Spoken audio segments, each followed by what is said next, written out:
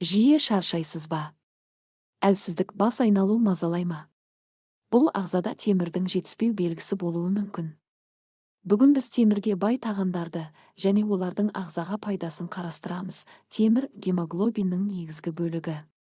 Оның басты қызметі өкпеден оттегіні бүкіл ағзаға жеткізу. Темір азайса, қан аздық пайда болып, адам тез шаршайды, терісі бозарады, ойлау қабілеті төмендейді. Темірдің ең жақсы сіңетін түрі гем темір. Ол ет өнімдерінде көп: сиыр еті, қой еті, жылқы еті және бауыр.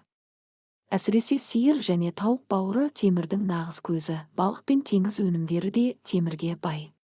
Тунец, сардина, скумбрия, мидия және устрица ағзаға қажетті ақуыз бен омега-3 май қышқылдарын береді. Бұл темірдің жақсы сіңуіне де көмектеседі. Өсімдік өнімдеріндегі темір кем емес, яғни баяу сіңеді.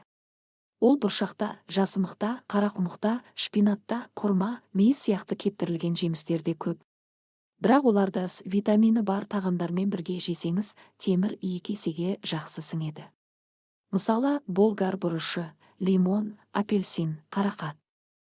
Темір ағзаға не береді? Энергия мен күш, иммунитетті күшейтеді, есте сақтау мен ойлау қабілетін жақсартады, тері мен шаштың саулығын қолдайды. Жүктілік кезінде өте маңызды микроэлемент. Біле жүріңіз, кофе мен шай темірдің сіңуін баяулатады. Сондықтан оларды тамақтан кейін 1 сағаттан соң ішкен дұрыс.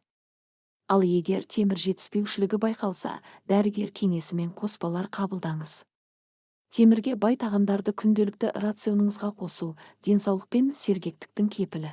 Каналға жазылып лайк басуды ұмытпаңыз.